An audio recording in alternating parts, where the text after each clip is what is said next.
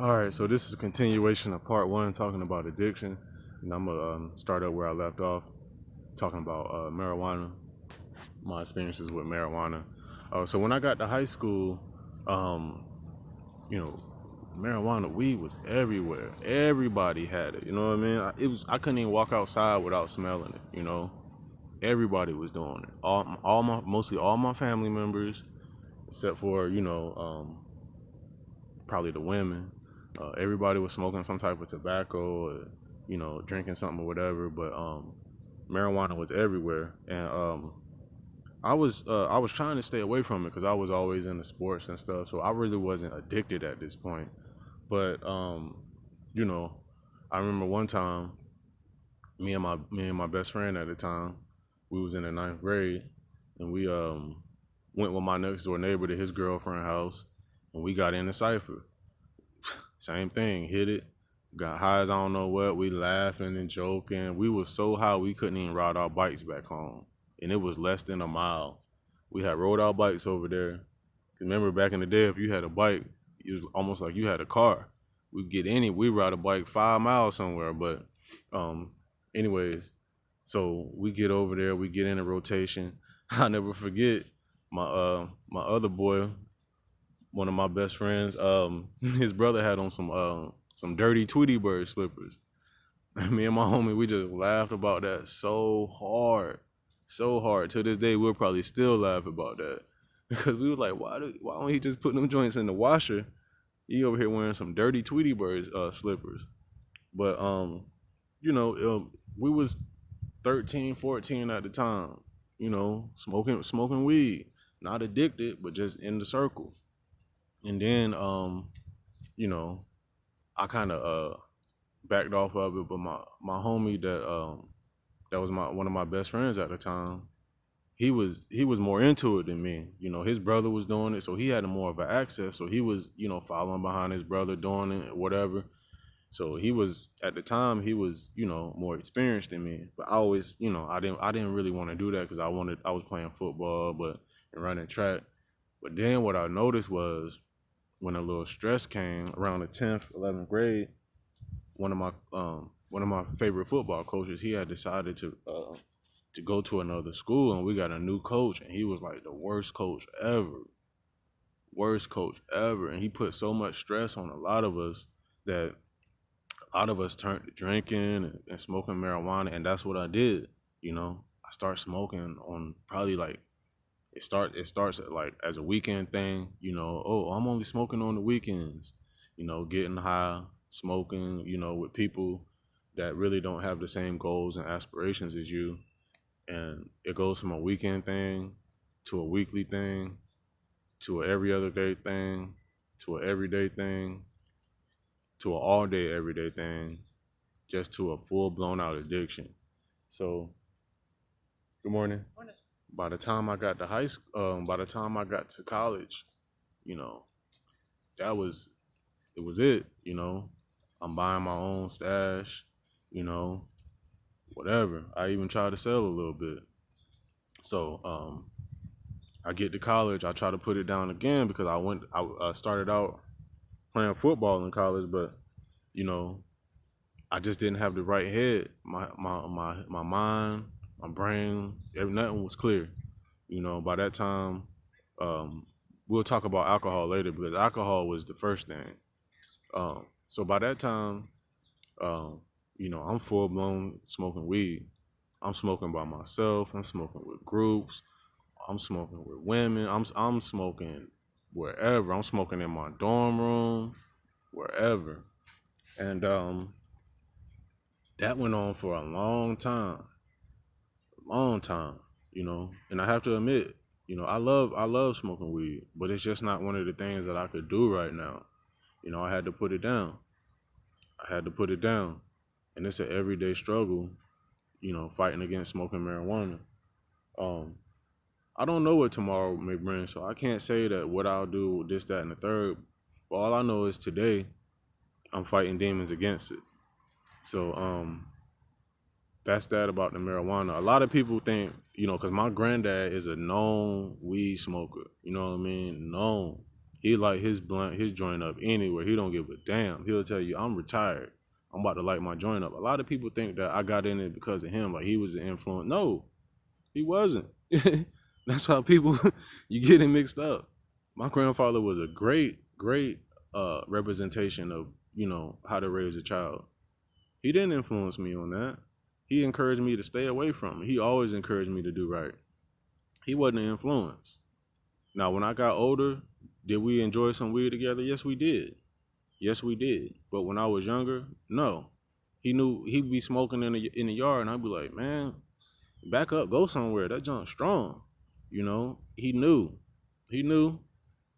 He knew. But, as I was dibbling dabbling in high school, he knew. He also knew when I was dibbling and dabbling, because he was like, your eyes look a little funny, or something smell funny in here. But I would always be like, oh, I was able to black him out, or that was my homegirl that was over here. She had a little something on her.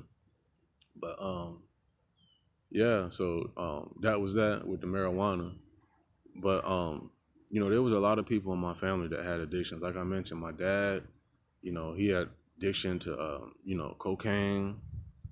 I'm sure he tried crack before. I know for a fact that he's done heroin. He told me that. So I say all this to say there's addictive personalities, and it's not hereditary. The only thing that's hereditary is the mindset. You know, you get sad, you get frustrated, you get depressed, you get anxiety, and you want something to relieve that pain, whether it's food, sex, drugs, whatever it is, you want something to relieve it. But my dad's always encouraged me to do the right thing too. I've never done no hardcore drugs, no street drugs. Never. But one thing my dad did introduce me to, and all my cousins at a young age, I was probably again 7 or 8. I was 7, 8, 9, 10, somewhere around there. I used to go to Chicago every summer. I lived up there for a year or so, or whatever, however long it was. I spent a lot of time up there. And one of the things that he introduced me to at a young age was alcohol. My dad was wild. He had me driving on the highway 7, 8, 9, 10 years old. I-90, I-91, whatever it is. Coming from North Carolina, I remember vividly, I was in the 5th grade. We got to Indiana. He was trying to drive all the way through. We got to Indiana. He was so tired. He was like, son, you take over. He had already showed me how to drive. I was driving in the city. Young driving in the city. I'm talking not even double-digit age yet. Driving in the city. When I look back on it, that was crazy. That was crazy. We could have seriously hurt somebody, but he wasn't really in his right mind. He was drunk. Speaking of drunk, like I said, I got my first beer from him. He he stayed with a 12-pack of Corona. Popped the Corona. It was me and my cousins. He said, pass it around. That was the first thing I actually remember trying was alcohol. And the thing about addiction is there's physical addictions, there's emotional, and there's mental. And with alcohol, you know, that was an emotional thing for me when I look back on it. No, I'm sorry, that was a mental thing for me because it when you drink alcohol, like it changes your mentality. It really does. When they say alcohol will make you somebody that you ain't or who you really are, that is very true. I was drinking alcohol for a long time. I'm talking my dad would buy me we get a 12 pack, a 18, a 30. I'm young. I'm drinking 3, 4 beers. He's crushing about 10, 20, whatever it is. We right. We getting right. Going out driving. Drive me around, son. I'm 10, 11. I'm young. He'll tell you. This is true. I'm 8 now. I'm young. I've been driving for a long time. I've been driving a vehicle. Bro, it never got pulled over by the cops when I was younger. What's going on? Look, the guy has been really watching over me. You know, you in Chicago in the city? A country boy in the city? Driving? Come on now. So, anyways, so I used to just love beer, avid beer drinker. Then, that up in Chicago, drinking is a little bit different. Alcohol, because it's a lot of Irish traditions. That's what you have to realize. The Irish people, they let their kids come drinking out the womb. So when the grown folks would go party, they would have us a little party at the house, at the apartment, in the projects. We had Hennessy, we had gin, vodka, beer, food, music. We kids, from the youngest being probably 3 or 4 to the oldest probably being 13, 14, 15, 16, whatever, not old enough. Kids watching kids, drunk. I'm talking toe up in the bathroom, throwing up. We used to see who could get the drunkest the quickest. And my oldest cousin, I ain't gonna mention his name, but we talk about this all the time. New Year's party, he got toe up before the party even started. The party wasn't even on. The lights were still on. It's like 7, 8 o'clock. He already drunk. he probably 12, 13 at the time. He already drunk. And I can't laugh. I was right behind him. Not far behind. Drinking. Loving alcohol. And when I get back home to North Carolina, I'm sipping on my mama liquor. She had the bar right up front. Easy access. Take me a drink. Ooh, that hit hard, you know. And I was honest. Well, I said, Mom, when I'm in Chicago, I'm getting tore down. She like, well, you ain't gonna be doing that here. Like, little do you know, I'm over here dipping and dabbling in that Courageous rum. That stuff was so nasty and sweet. But you know, and then in the neighborhood I lived in, you could go to the little bodega, MD 2020. You're in high school drinking MD 2020s, drinking Cisco. You know, get your buddy brother, you know, to go buy you some Paul Masson. Everybody know who lived on William Street, know about the van in the backyard. The broke down van in my next door neighbor backyard. We would be tore up in that van. Young boys, drinking, smoking, getting tore down, not knowing nothing about life. And that, you know, that just carried on through high school. You know, I'm dibbling and dabbling with drinking. You know, as I got up in my junior and senior year, you know, I got liquor in my trunk, you know, hiding it so nobody could find it. When I get to college, now everybody's drinking. There's alcohol everywhere. It was a struggle. It was a struggle, you know, waking up early in the morning, going to get beer, you know, not taking care of my body. And I was always the type to try to stay in some shape, but it's hard to stay in shape when you're drinking and smoking. It's hard. It's virtually impossible. So, alcohol. Now, let's fast forward. Let's fast forward to when I graduated college. By the grace of God, I had to buckle down and stop all. You know, once I met my now wife, it really calmed me down. I won't say it was her. It was just me trying to do right by her because I felt like she was such a great person that I needed to do right by her.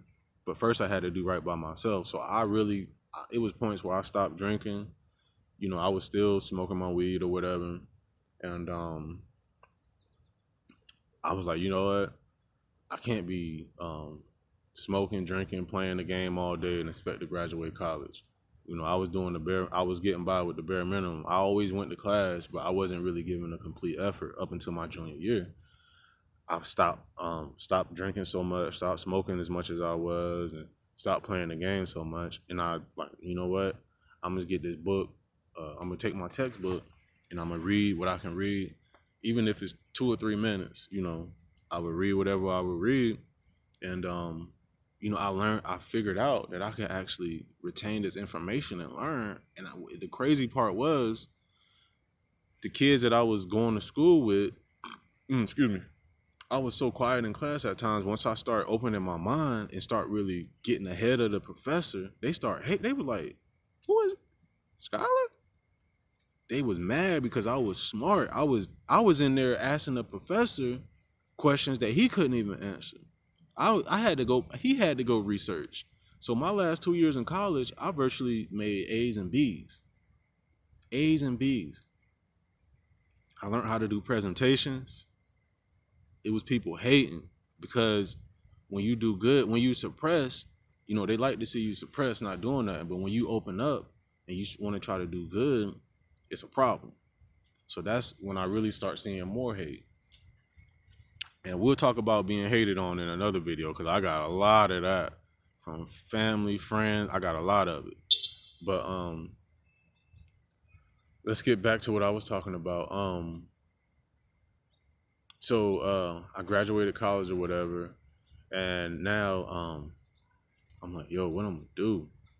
Uh, I ended up having my son, but as I'm going through the years, my body ain't feeling right. I'm noticing my hip is hurting. I'm like, at first I thought it was my growing. I'm just like, I pulled my growing so much playing sports. Maybe it's just that, but it got so bad back in was it 2017? It got so bad. Like I woke up one morning and the joint was locked up. Like my whole hip was locked up. And at the time I'm working at a hospital, they like, oh, that's your sciatica nerve. That's your sciatica nerve, which it wasn't. So I went to the orthopedic surgeon because my mom had came. My mom's a surgical tech. It had got so bad. My wife had called my mom, was like, yo, you need to come over here and look at Skylar. He's in bad shape. Like I'm telling you, when I tell you I couldn't even lift my leg up, I'm dragging my leg. That's how bad it was. So she came over there and laid me down and did some things, and I'm hollering. "Ah, oh, ah, ah, ooh, ooh, ooh." I'm at that joint screaming. She like, it's something wrong with your hip. So I make an appointment for the orthopedic surgeon. Lo and behold, I go in there, get X-rays and MRIs. I got a torn labrum that's been torn for years. It's got scar tissue all around it. They recommended surgery. Then my orthopedic surgeon sends me to the pain clinic. The lady at the pain clinic looks at my MRI. She like, I don't even know how you walking right now. How are you even not hollering? She like, you know what? I'm gonna prescribe you some Percocets, 10 milligrams. I was like, Percocets, 10 milligrams. I had heard about it, but I had never dibbled and dabbled in that. I was like, you know what? I don't care. Whatever you can do to make this pain go away, I'll try it. Yeah, I didn't know much about opioids and all that, so I get the prescription. I take it down to the pharmacy, whatever. I didn't really look at the prescription. I take it to the pharmacy. This lady, I don't know how to really read MRIs, but my MRI must have been jacked up because every doctor I went to was like, wow, you need surgery. So this lady had prescribed me 90 Percocet pills per 30 days, 3 per day. And I'm taking them like not really knowing that is as needed. She told me take one for breakfast she said take one after every meal or before every meal. Because I know you, and I was in pain. I was in some pain now. I was in pain. People would tell you when I went back to work, after that episode, I I was dragging my leg around, hurting. It had been hurting for years, but I don't know what it was. Actually, I do know what it was. We had got a little puppy, and I tripped over the puppy, and I noticed progressively I must have triggered something in there because it started, hurting worse and worse and worse. The pain was always at like a 7 or 8, but it was at like a 10. But anyways, so I'm taking these Percocet pills, and let's remember, I told y'all earlier that addiction is either emotional, physical, or mental. I had an emotional addiction to marijuana because it was able to calm me down and like make everything's gonna be okay. You know what I mean? I had a mental addiction to alcohol because it changed my mentality. It made me either somebody I wasn't, or it brought out my true feelings. It made me more talkative. This channel is called The Outspoken Introvert for a reason. Because now I don't need things to be outspoken, but I'm still very introverted. The fact that I'm even sharing this, it baffles me at times.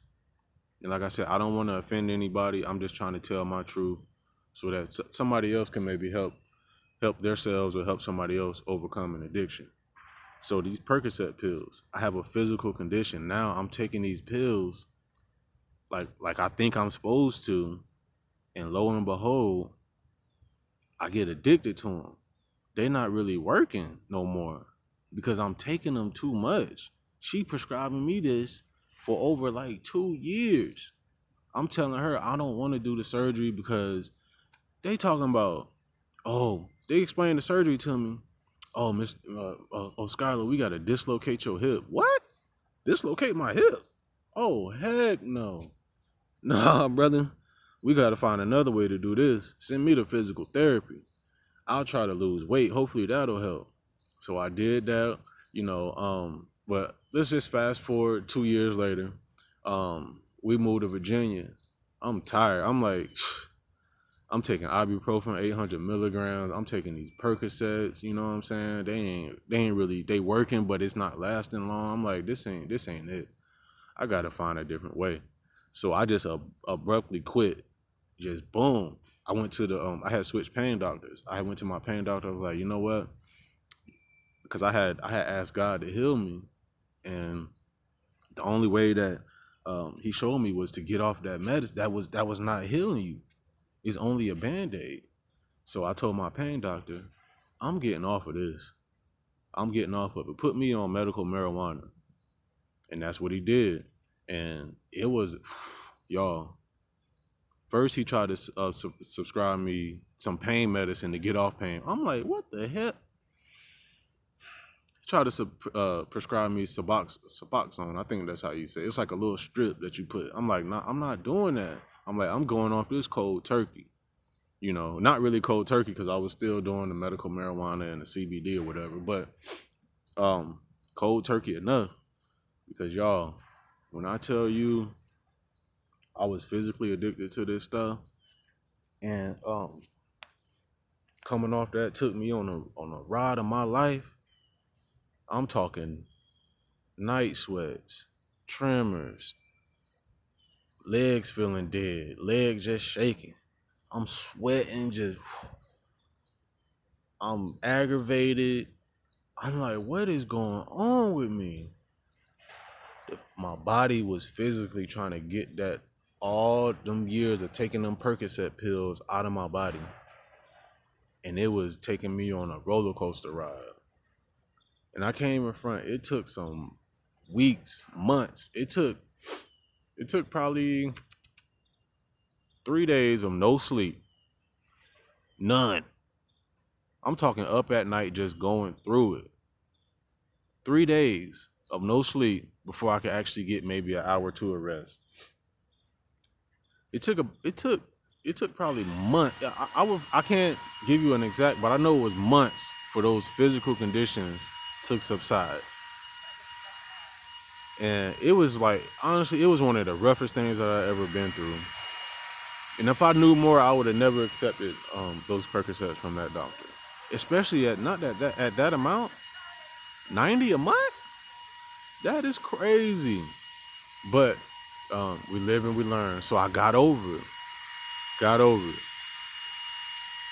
it without no rehab, no nothing. Just taking that medical marijuana. And it was a struggle. And I encourage anyone that's going through it, try to do it cold turkey, because you can't fix a problem with a problem. You can't fix because like I mentioned, physical, mental, emotional. Everybody has different things that they use to help fight things in those categories. So this just happened to be my physical. But I encourage, if you're going through it physically, just try to go cold turkey, because you don't want to fight a drug with a drug. But it's kind of hypocritical that I say that, because marijuana is a drug too. That's why it's controlled in a medical dispensary. That's why the drugstores are called drug stores, because they sell drugs. But it wasn't a pharmaceutical pill, is what I'm trying to say. I had to get off of that. And then eventually I got off the medical marijuana. I got off all of it. But, take whatever steps you need to take to do it however you need to do it. But the goal is to get off the chemicals. Only take it when you need it. If you going post-surgery or pre-surgery, or if you got some lingering pains, I understand. But if you don't need it right then, don't. Please, take it from me. Even if you do need it, try to tough it out. Because that withdrawal from them Percocets, boy, I'm talking, like I said, night sweats, day sweats, trembling, dead leg, numbness, constipation, not being able to take a boo-boo, crazy sneezing. You know, it's a lot. It's a lot. But I just had to do it because I'm looking at my kids. I'm looking at my wife and my kids. I'm like, I cannot continue to go on just taking this medication. I got to, and I talk openly to them about, I talk openly to my family about it. It is what it is. It is what it is. So, that was that. Um, I actually had, I normally don't do this, but I had wrote down some things because I felt like this was such a broad topic that I wanted to touch on everything. So now we're gonna go over the money, and money is a tough topic because we need money to pay bills, we need money to take care of ourselves, and I was addicted to money. I was addicted to shopping. When I was in college, I had all the fresh gear. All these things that I'm telling you about, they all tie in together, which is crazy. You got to have money to buy alcohol. You got to have money to buy your weed. You got to have money to get fresh, to take the women out to eat, get a hotel, whatever you gonna do. Put gas in your car. You can't just drive your car somewhere and be doing things you ain't supposed to do in your car without gas in it. All this takes money, And if y'all don't know this, the devil controls money. I had plenty of money. I was making six figures before I was 30. With all this going on, that tells you how God has watched over me. With all this going on, with all of this addiction going on, I still was able to take care of my family and still able to recognize when I needed to quit before it all came tumbling down. So when we got to Virginia, I'm working a job. I'm loving the area, but I'm just not happy because I'm not happy with me. I took my family from North Carolina to New Mexico to Oklahoma to Georgia, from Georgia to Alabama, from Alabama back to North Carolina, moved to within North Carolina twice, I think. Moved from Jacksonville, which is my hometown, to Fayetteville, and from Fayetteville to Virginia. And it was just a ripping, bro. I was chasing progression, which with progression comes money, status. You're able to do more things. But what I should have been chasing the entire time was God. I should have been chasing God. I should have been praising God, which I always knew God. I wasn't always serving him though. I should have been serving him. I should have been following Jesus. I should have been following him. Yes, and I said follow because in the Bible Jesus tells you, don't praise me. Praise my Father who sent me from heaven and do it in my name. He said, why do you call me good master? There's only one good master. So I don't know if y'all read the scripture, but that's what helped me throughout all this is what I failed to tell y'all. Reading my scripture, going to church. So Next, we're gonna get into, because it's saying my video is my size is coming to an end again. We're gonna get into how I was able to quit my government job that I had for 11 years, 6-figure job, to focus on the Lord, focus on God, focus on following Jesus, reading my scripture, prayer, meditation, going to church, whether it's online or in the building, or whether it's just with me and my family. I am the church. My body is the Lord's temple. So we're going to get into that, and we're going to talk about how my love for money and progression and climbing a ladder, which is all a facade, how I converted all that passion I was using to renew my mind, focus on God, and follow Jesus, which that's what he came for us to do, to follow his way. He said, greater are the works that you will do than I will ever do. It don't say it exactly like that, but that's what he said. You're going to do greater works than what I ever did. And once we believe that as a people, this world will change. So like I said, part 3, we're going to get at